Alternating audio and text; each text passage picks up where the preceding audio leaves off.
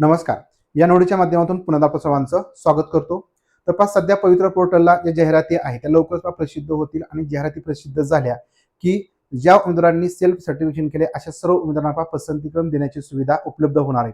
पसंतीक्रम देण्यासाठी आपल्याला काही महत्त्वाच्या गोष्टींची माहिती असणं गरजेचं आहे आणि त्याच्यामध्ये वारंवार एक प्रश्न विचारला जातो की जर समजा या ठिकाणी विथ इंटरव्ह्यू मध्ये आमची निवड झाली किंवा विदाऊट इंटरव्ह्यू मध्ये आमची निवड झाली तर आम्ही मग पुढील टप्प्यासाठी पात्र ठरणार का? किंवा समजा विना मुलाखतीला आमची निवड झाली तर विथ इंटरव्ह्यू मध्ये आम्हाला वरच्या टप्प्यावरती म्हणजे वरच्या वर्गासाठी घेतलं जाणार का? तर हा एक संभ्रम आहे. हे प्रश्न सारखे सारखे तुमच्याकडून विचारले जातात. तर तोच GR आज आपण या व्हिडिओच्या माध्यमातून पाहणार आहोत. छोटाच व्हिडिओ होईल परंतु तुम्हाला एकदम ॲक्युरेट आपल्याला जी माहिती पाहिजे आहे तर तीच माहिती पाहायला मिळेल.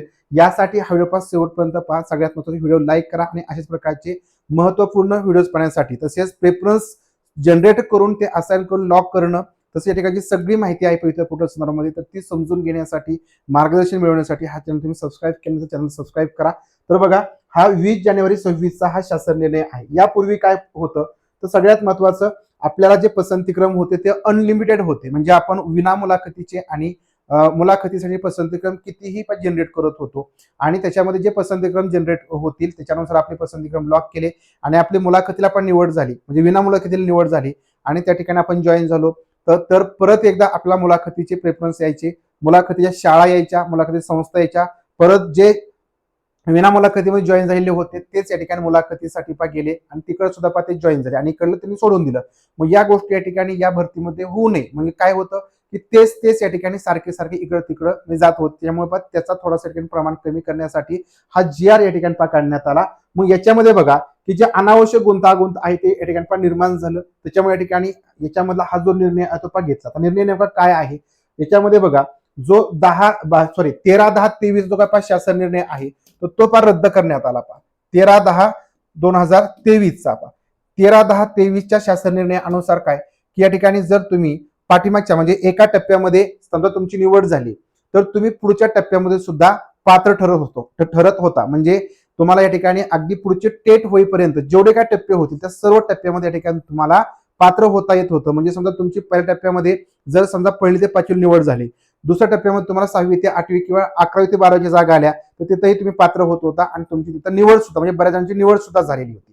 आणि त्याच्यामुळे मग आता जी काय तरतूद होती या शासन निर्णयामधली ही या ठिकाणी पण रद्द केली. मग काय तरतूद होती ती जसं तुम्हाला मी सांगितलं की या ठिकाणी जो काय उमेदवार असेल बरोबर तो पुन्हा ज्या काय टप्प्याने पुढच्या टप्प्यामध्ये जाहिराती येतील तर त्याच्यामध्ये गुणवत्तेनुसार वरच्या गटातील अर्हतेनुसार तो पात्र ठरेल. म्हणजे 1ली ते 5वी साठी आधी पात्र झाला तर दुसऱ्या टप्प्यामध्ये 6वी ते 10वी किंवा 11वी ते 12वी पात्र होता.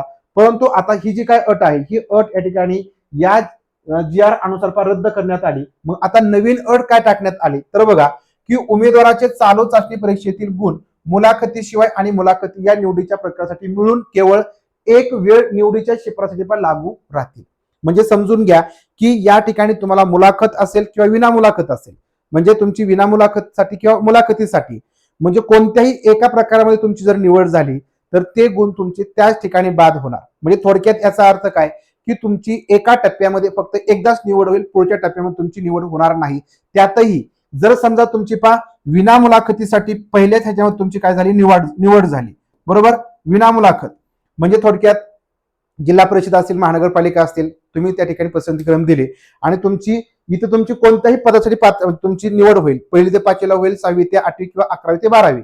कारण ZP मध्ये सुद्धा 11वी ते 12वीच्या 9वी ते 10वीच्या जागा आहेत ते येणार आहेत. तर इथं तुमची मुलाखत झाली, विना मुलाखतीमध्ये तुमची जर निवड झाली तर निवड झाल्यानंतर या ठिकाणी तुम्हाला जो काय म्हणजे मुलाखतीचा राऊंड असेल मुलाखतीमध्ये तुम्हाला जाता येणार नाही. म्हणजे सरळ याचा अर्थ असा होतो की मुलाखतीमध्ये या ठिकाणी तुम्ही जाऊ शकत नाही.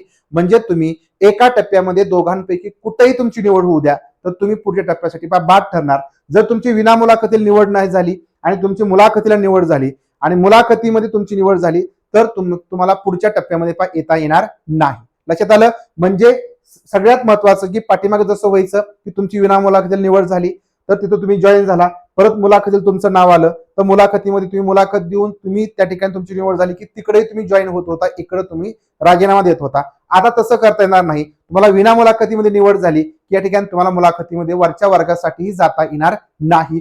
तर हा याच्यामध्ये पहा शासन निर्णय याच्यामध्ये हा महत्वाचा बदल आहे आणि याच्याबद्दलच या ठिकाणी तुमच्या मनामध्ये संभ्रम होते तर ते या ठिकाणी तुमचे दूर झाले असतील. आणि मग याच्यासाठी उपाय काय, जर तुम्हाला पहा वरच्या वर्गासाठी जायचं असेल तर तुम्हाला परत एकदा टेट परीक्षा द्यावी लागेल आणि नंतर मग तुम्ही आता पहिली ते पाचवीला किंवा 6वी ते 8वी तुमची निवड झाली असेल तर पुढच्या वेळेस तुम्हाला मग वरच्या वर्गामध्ये जाता येईल. मग जिथं पाहिजे तिथं तुम्हाला जाता येणार आहे, परंतु टेट परीक्षा तुम्हाला नंतर द्यावी लागेल. तर बघा अशा प्रकारे सगळ्यात महत्वाचं की हा एक महत्वाचा GR आहे की याच्यामध्ये तुम्हाला पवित्र पोर्टलला जे तुम्ही पसंतीक्रम आता देणार आहात तर ते पसंतीक्रम देत असताना विचारपूर्वक द्यायचे आहेत.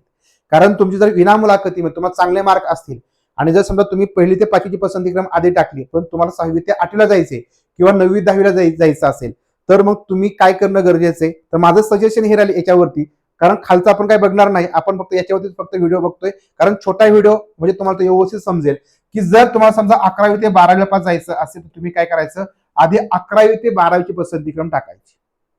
कारण विना मुलाखतीची जागा येतील त्या ठिकाणी तुम्ही 11वी ते 12वीचा प्राधान्यक्रम तुमचा टॉपला असायला पाहिजे. ठीक आहे.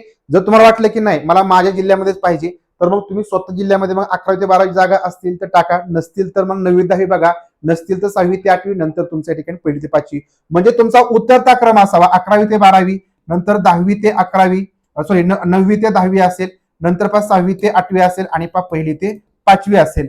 आणि जर या ठिकाणी तुमची अपेक्षाच नाही, तुम्हाला कुठेही लागायचे कोणत्याही वर्गासाठी लागू द्या परंतु माझ्या जिल्ह्याच्या जवळ किंवा माझ्या जिल्ह्यामध्ये राहायचे लागायचे तर तुम्ही मग स्वतः जिल्हा, मग त्याच्यामध्ये तुम्ही पहिली ते 5वी 6वी ते 8वी तुमचा जिल्हा, नंतर शेजारचा जिल्हा आणि नंतर मग या ठिकाणी लांब लांबचे जिल्हे तुम्ही टाका. म्हणजे काय होईल, तुमची निवड जर झाली तर त्या टप्प्यामध्ये तुम्ही बाद ठरणार, म्हणजे त्या टप्प्यामध्ये तुमचे गुण बाद ठरतील, तुम्हाला पुढच्या टप्प्यामध्ये मुलाखतीलाही जाता येणार नाही.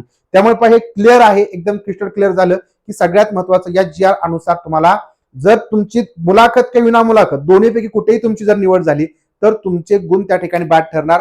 तुमची निवड झाली की तुम्हाला पुढच्या टप्प्यामध्ये जाता येणार नाही. म्हणजे एक टप्पा एक निवड, लक्षात आलं. याला आपण काय म्हणू की एका टप्प्यामध्ये तुमची एकदाच निवड होणार, दुसऱ्या टप्प्यासाठी तुम्हाला त्या ठिकाणी आता जाता येणार नाही. तर हा एक महत्वाचा GR आहे. बऱ्याच जणांच्या मनामध्ये जे काही संभ्रम होते तर ते या ठिकाणी दूर झाले. आणि सगळ्यात महत्वाचं की याच्यामध्ये नंतर पुढे सांगितलं की तुम्हाला विना मुलाखतीसाठी 100 आणि मुलाखतीसाठी 50 जागेची पसंतीक्रम देण्याची सोय या ठिकाणी आहे. म्हणजे लिमिटेड प्रेफरन्स केले, कारण आधी अनलिमिटेड होते, तुम्ही कितीही देऊ शकत होता, परंतु आता तुम्हाला लिमिट ठेवण्यात आलेली आहे. त्याच्यामुळे पसंतीक्रम देत असताना ह्याही गोष्टीचा तुम्हाला विचार करायचा आहे. कारण बघा पसंतीक्रम देताना भरपूर ज्या गोष्टी असतात ना त्या सगळ्या गोष्टींचा बारकाईने विचार करावा लागतो. आपल्याला महाराष्ट्रात कुठेही जायचं असेल तर तुम्ही तुमच्या मनाने कोणतेही जिल्हे टाका, काही अडचण नाही. परंतु जर लांब जायचंच नसेल तर मग लांबचे पसंतीक्रम देणं टाळा, जवळजवळचे पसंतीक्रम द्या. म्हणजे काय होतं, जे तुम्हाला जायचंच नसेल तर ते पसंतीक्रम तुमचे वाया जात नाही.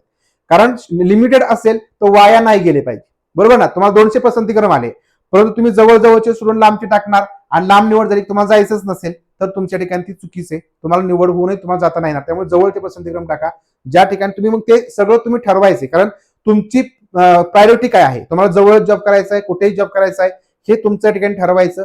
कोणत्या पदाला जॉब करायचा आहे, पहिली ते 5वी 6वी ते 8वी 9वी 10वी त्या पदाला जॉब करायचा आहे ते पद ठरवा. त्याच्यानंतर जवळचं का लांब हे ठरवा आणि त्याच्यानंतर मग पसंतीक्रम द्यायचं हे ठरवा. आताच आहे, नंतर एकदा पसंतीक्रम सुरू झाले की नंतर हा विचार करायला वेळ मिळत नाही. त्यामुळे आताच हा वेळ सगळ्यात महत्वाचं, सदुपयोग करा वेळेचा. तुमच्या अजूनही काही अडचणी असतील त्या सगळ्या कमेंट बॉक्समध्ये कमेंट करा.